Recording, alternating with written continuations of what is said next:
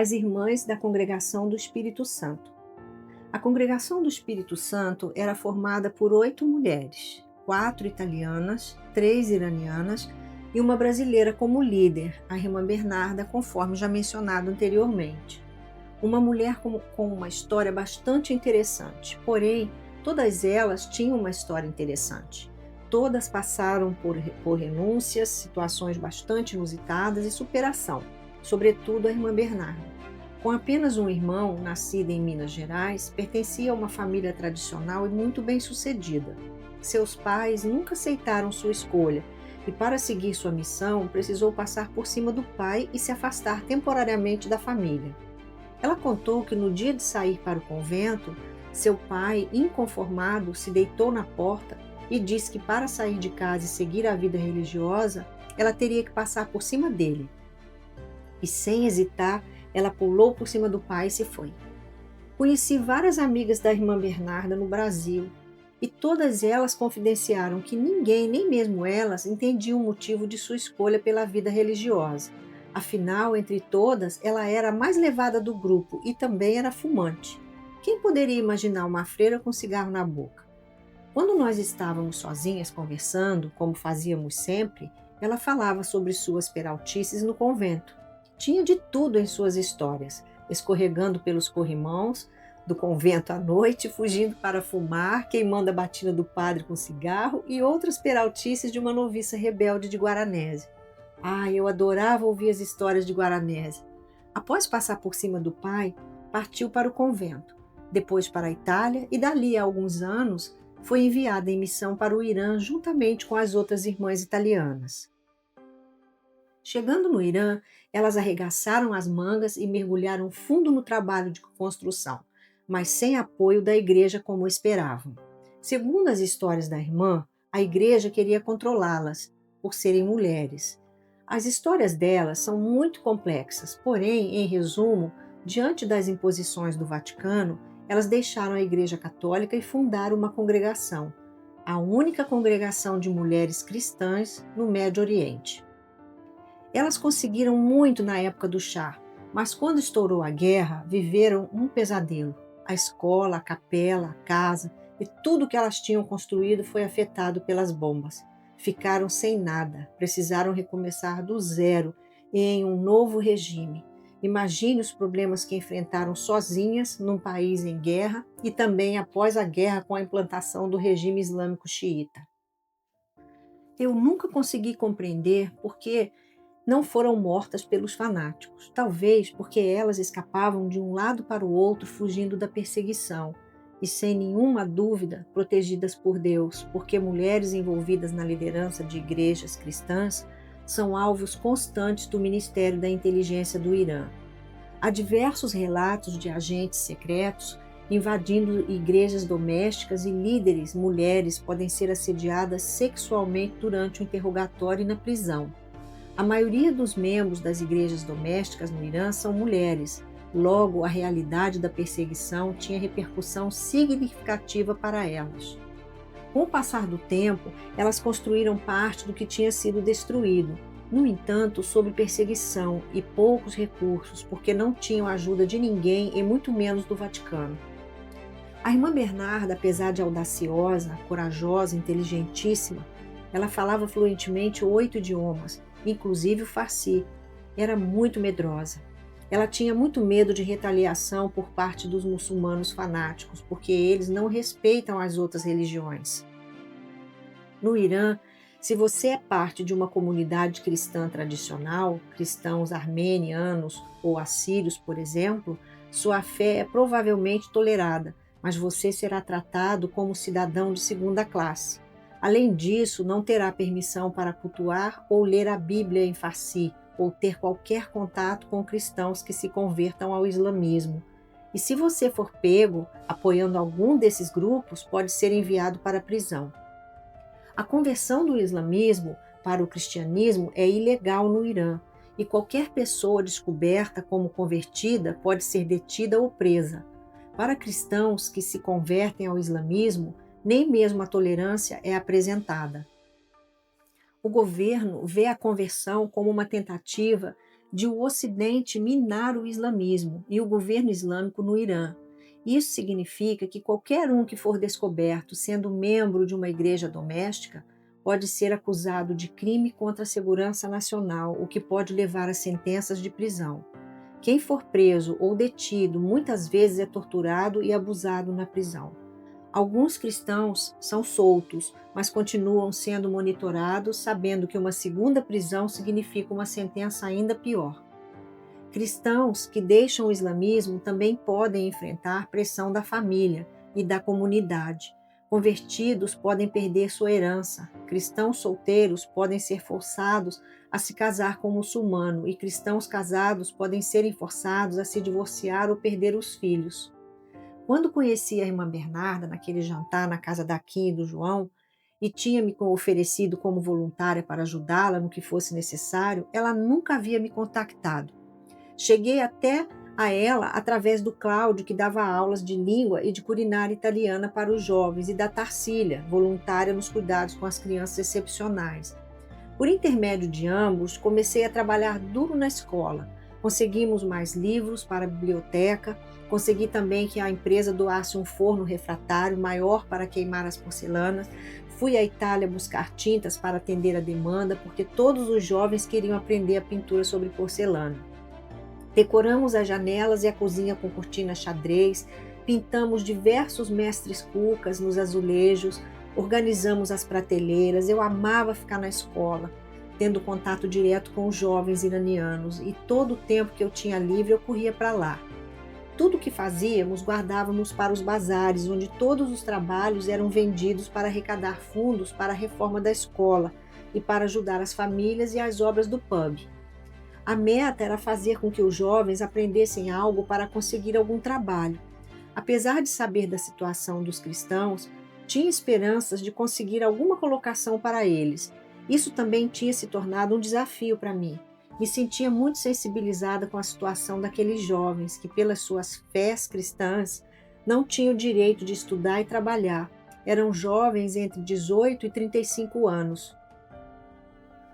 Havia rapazes com esposa e filhos para cuidar, mas sem recursos para manter suas famílias, e a maioria das famílias era mantida pelas irmãs, que saíam às escondidas pelas madrugadas afora, embaixo de calor escaldante ou frio sobre a neve, para levar mantimentos, porque a polícia religiosa não permitia ajuda aos cristãos, e se elas fossem pegas, com certeza seriam penalizadas.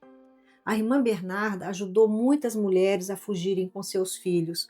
Eu não sei se ela era perseguida por esse motivo, mas o fato é que há um filme iraniano de nome Nunca Mais Sem Minha Filha, inspirado em uma história real.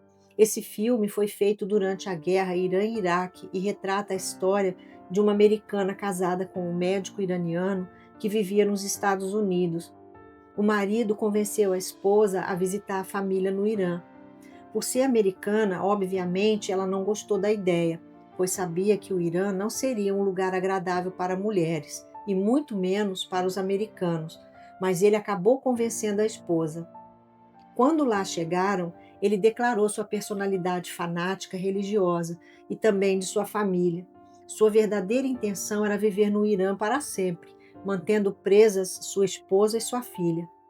Sem opção, trancada em casa, por vezes espancada, ela fingiu adotar a fé do marido, porém, determinada a fazer de tudo para escapar do país, levando junto a sua filha, o que se tornou um pesadelo.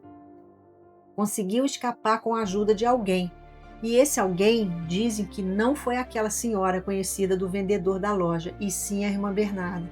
Mas esse é um segredo que não sabemos. O que sei é que todas as vezes em que tocava nesse assunto e a questionava, ela sorria e desconversava. E aquele sorriso era exatamente a resposta que eu queria obter. Soube mais tarde que a minha dúvida era a certeza.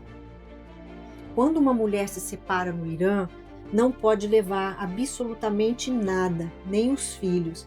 Essa questão é bastante complicada e o motivo pelo qual elas mantêm seus casamentos, porque se saírem de casa, elas perdem absolutamente tudo, inclusive o direito aos filhos. Como essa americana Houve outras tantas, e eu posso dizer que também participei junto com as irmãs de algumas dessas aventuras, até a fronteira da Armênia para levar mulheres com suas crianças. Nunca revelei esse fato a ninguém. Guardei esse segredo durante quase 25 anos. Nem mesmo o Luigi e meus amigos brasileiros souberam, porque se eles soubessem, iriam reprovar e não me deixariam ir. Quando tínhamos essas missões, eu dormia na casa das irmãs, porque como eu iria explicar que iria passar a noite fora em Teherã?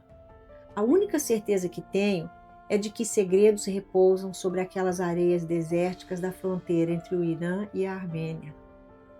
Conheci estrangeiras casadas com iranianos que eram felizes, mas felizes mesmo eram as iranianas casadas com os estrangeiros. Essas sim eram felizes, porque saíam dali legalmente. Sair do Irã é o sonho da maioria das mulheres iranianas. Portanto, me dedicava muito às irmãs, especialmente à irmã Bernarda, que acabou se tornando mais que uma amiga. Ela era uma mãe. A nossa amizade era algo surreal e eu tocava em certos assuntos que faziam sua face corar de vergonha. Todas as vezes que eu ia ao Brasil, costumava levar coisas das quais ela gostava, como paçoquinha, doce de abóbora, goiabada, rapadura, doce de leite, pipoca doce, suspiros e outras bobagens.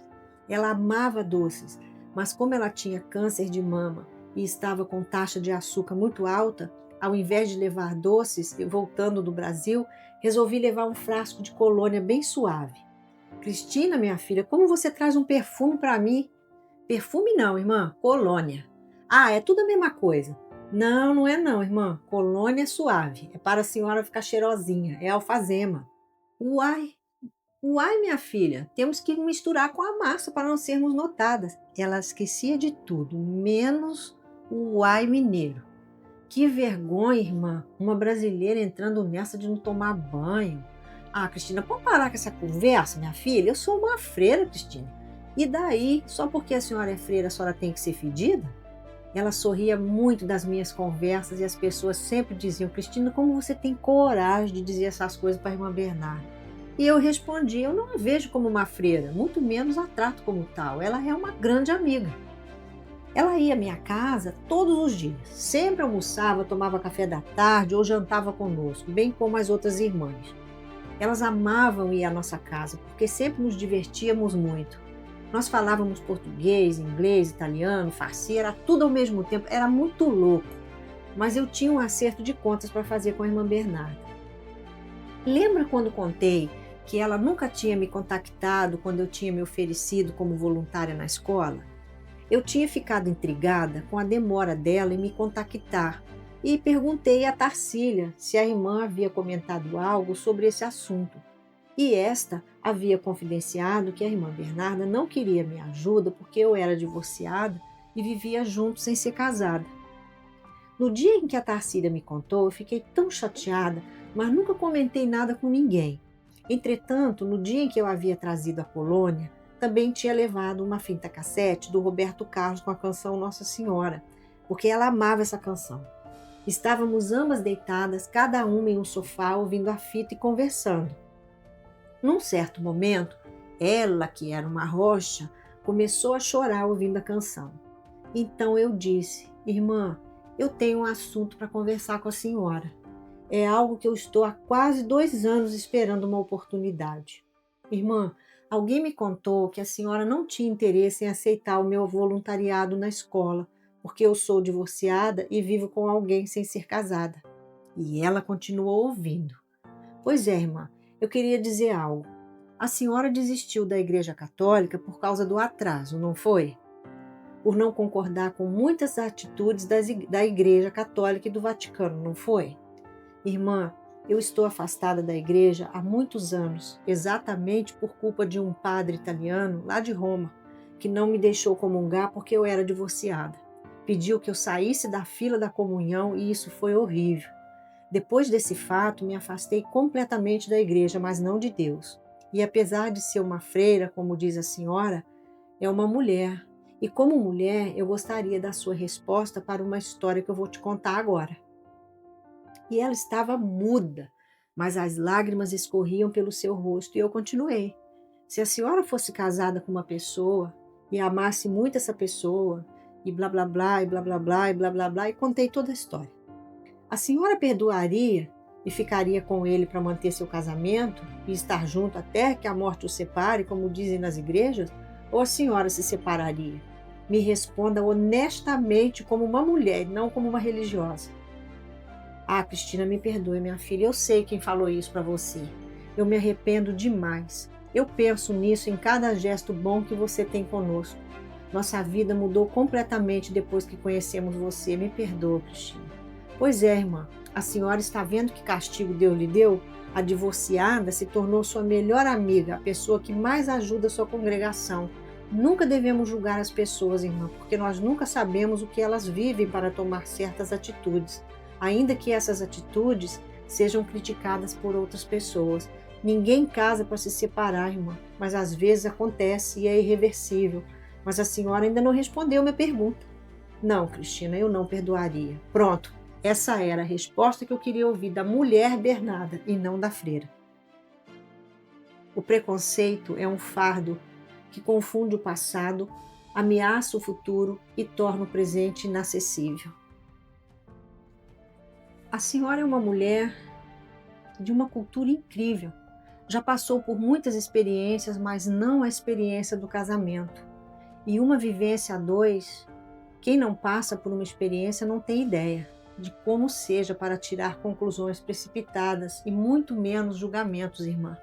Ninguém tem o direito de julgar ninguém, porque nós nunca sabemos o que passa nas vidas das pessoas. E o preconceito é fruto do desconhecimento de fatos, burrice, ignorância, em todos os sentidos da palavra, irmã. Essa coisa de celibato na igreja é uma ignorância, porque se vocês tivessem experiência de casamento, jamais pensariam dessa maneira. Nesse dia, a montanha desabou.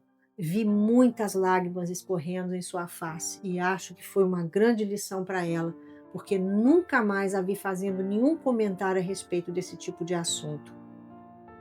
O julgamento é algo muito injusto. Entender é melhor que julgar sem conhecer. As outras irmãs também gostavam muito de mim, mas não eram tão próximas e confidentes como a irmã Bernarda. Eu frequentava a casa delas, ia à capela rezar, almoçava, jantava, dormia, tomava café da tarde com elas. Sempre tinha uma pizza feita pela irmã Alvina, que era expert nas massas, sobretudo de pizza. A irmã Pieira era um amor de pessoa, aquela que nos colocava no colo e chorava junto. A irmã Bernarda era o oposto, ela era mais dura, era como um urso, mas tinha o coração de elefante. Um verdadeiro general, mandona que só. Elas tinham conseguido um carro grande, como uma van, doado pelo governo da Alemanha, e também recebiam alguma ajuda das organizações das Nações Unidas. Esse furgão de cor vermelha era guiado pela irmã Gláucia, uma excelente motorista. Nós saíamos pela cidade e era uma festa. Um dia eu disse para a irmã Gláucia: bota um som na caixa aí, irmã. As irmãs iranianas eram jovens e gostavam de músicas, mas a irmã Bernarda não as deixava ouvir músicas no carro. Porém, como eu era mestre em quebrar regras da general, a irmã Gláucia nem dava ouvidos, colocava o som na maior altura e eu sempre ia na frente controlando o volume. As outras irmãs também adoravam e sorriam muito das minhas doideiras, mas a irmã Bernarda dava chilique com medo da polícia religiosa nos parar, e então acabava com a nossa festa. Ela ordenava baixar o som e eu aumentava. Ela dizia sempre que eu colocava as irmãs na perdição. Mas não era nesse furgão que nós saíamos pelas madrugadas afora para as nossas aventuras de levar alimentos às famílias necessitadas e mulheres para atravessar a fronteira com seus filhos. Nós tínhamos motoristas e carros secretos para essas missões. Motoristas e carros que jamais seriam revistados. Portanto, eram porta de saída garantida do inferno para o paraíso. Atravessar aquela fronteira para algumas pessoas era o impossível se tornando possível. Às vezes, nossa vida é abençoada por pessoas tão especiais que nos tornamos mais felizes, só porque um dia tivemos a chance de conhecê-las. Algumas pessoas a gente conhece, outras Deus nos apresenta. Certo dia, convidei todas para jantar conosco, porque algumas ainda não tinham conhecido a casa nova. A irmã Alvina ligou perguntando se eu queria que ela levasse a pizza. Então eu pedi a ela que fizesse a massa lá em casa, para eu aprender aquela massa maravilhosa. E elas chegaram em casa, cada uma com algo nas mãos. A irmã Alvina com uma panela imensa, com uma tampa. O que a senhora trouxe aí nessa panela, irmã? Ué, a massa da pizza. A massa da pizza? Destampei a panela e vi a massa tão crescida que já estava quase saindo fora da tampa. Puxa, irmã, mas eu queria aprender a receita. Não tem receita não, minha filha. Eu compro a massa na padaria. Eu não sabia se sorria ou se segurava a panela, porque foi muito engraçado. Então a senhora compra a massa pronta, irmã Alvina? Esse era o segredo? É a massa de pão comprada na padaria. Ah, não conte para ninguém não, Cristina. Depois te dou o endereço da padaria. A outra levou uma garrafa de vinho. Irmão, onde a senhora conseguiu esse vinho? Ah, isso eu não posso contar. Ah, já sei, na igreja com os padres salesianos. Ah, não posso falar. E ríamos muito. Uma das irmãs iranianas tinha sido nadadora profissional e havia participado de muitas competições antes de seguir a vida religiosa. Quando ela avistou a piscina, ficou louca. Queria de toda forma dar um mergulho. A piscina lá de casa era imensa e uma parte adentrava embaixo da varanda, que tinha uma vista linda do imenso jardim. Consigo visualizar a cena como se estivesse acontecendo neste momento. A irmã Karina, vestida com saia preta, meia fina preta, blusa cinza e sapatos tipo mocassim. Ela tinha cabelos longos, meio grisalhos, mas sempre escondidos no coque. Lembro-me dela na varanda, olhando para aquela piscina iluminada lá embaixo, saltitando e batendo palmas, assim, igual criança, dizendo: Irmã Bernarda, me deixa pular. Tá maluca, Karina? Como pular? Você é uma freira. Deus vai perdoar, irmã Bernarda. Nadar não é pecado. Vendo aquela cena, disse: Irmã, deixa ela pular. O que tem de mal nisso? Não, não e não, Cristina. E você para de insistir nisso. Nós somos freiras. Ah, está bem. E freiras não têm vida não, né, irmã? Cristina, chega. Você é a perdição das nossas vidas. E a irmã Karina continuava implorando para pular. Ela saltitava, batia palmas e chorava igual criança. E então Luíde, vendo aquela cena, veio e disse: Deixa a moça pular, irmã. Quem irá saber? Somos apenas nós aqui. A irmã Bernarda não tinha dito nem sim nem não, apenas olhou para nós com uma cara feia e virou as costas. Mas eu entendi. Pula, irmã Karina, pode pular. Cristina, ela não tem roupa para trocar. Deixa ela pular, irmã. A irmã Bernarda saiu de perto e então piscamos os olhos para a irmã Karina e ela, tibum! Foi um mergulho fenomenal. Como um peixe, pulou com roupa, sapatos e tudo. Nadava de um lado para o outro. Ficamos pasmos vendo aquela cena. E a irmã Bernarda no parapeito da varanda com as mãos na cabeça, olhando a irmã Karina que ia e voltava numa velocidade incrível. Após cerca de 30 minutos, irmã Karina saiu da água completamente ensopada, tremendo de frio. Seus sapatos haviam ficado no fundo da piscina. Corri para pegar uma toalha, pois o frio era intenso. Ela tremia como uma vara verde abraçada aos próprios braços, procurando se aquecer. Muito bem, Karina, e agora? Como vamos para casa? Disse a general. Eu tenho roupas para ela, irmã. Você teria uma saia, Cristina? Perguntou a irmã Karina. Sim, irmã Karina, eu tenho. Vá tomar um banho quente, irmã Karina, e eu irei providenciar roupas para a senhora. Peguei uma saia estampada, uma blusa combinando e um casaco. Quando a irmã Karina entrou na sala vestida com aquela roupa, os cabelos ainda úmidos e soltos, eu não reconheci. Como ela era bonita, completamente diferente, parecia outra pessoa. Karina, nunca mais você irá colocar os pés aqui. A Cristina vai colocar todos vocês na perdição. Nunca se esqueçam de que somos freiras. Irmã, a fé é completamente diferente de ser, ter ou estar. As freiras também possuem sentimentos, desejos de serem felizes, nem que seja apenas por um momento. Deixe de ser tão ranzinza e lembre-se sempre daquela nossa conversa sobre julgamentos. Deus quer que sejamos felizes e isso é que devemos ser. A pureza e a obediência estão nas nossas atitudes com os nossos semelhantes. Depois que elas se foram, Luíde disse: honestamente, Cris, se tivesse me contado, Eu jamais acreditaria. Precisei ver com meus próprios olhos para acreditar. Uma freira se jogar numa piscina e nadar daquele jeito. A irmã Bernarda com certeza irá repreendê-la quando chegar em casa. Mas uma coisa é certa, ela viveu 30 minutos de felicidade. E você fecha a boca e nunca conte nada para ninguém. Deixemos que essas mulheres vivam um pouco a vida. Deus nunca disse que ser feliz é pecado, muito pelo contrário. Essas irmãs vão sentir muito sua falta, Cristina, quando você for embora. Terã nunca mais será a mesma, você deveria escrever isso. Uma caixinha esculpida em osso de camelo em forma de coração. Dentro, um bilhetinho carinhoso reafirmando nossa ligação. Aquelas mulheres sempre presentes iluminaram minha vida, sem sequer imaginar o quanto significaram para mim.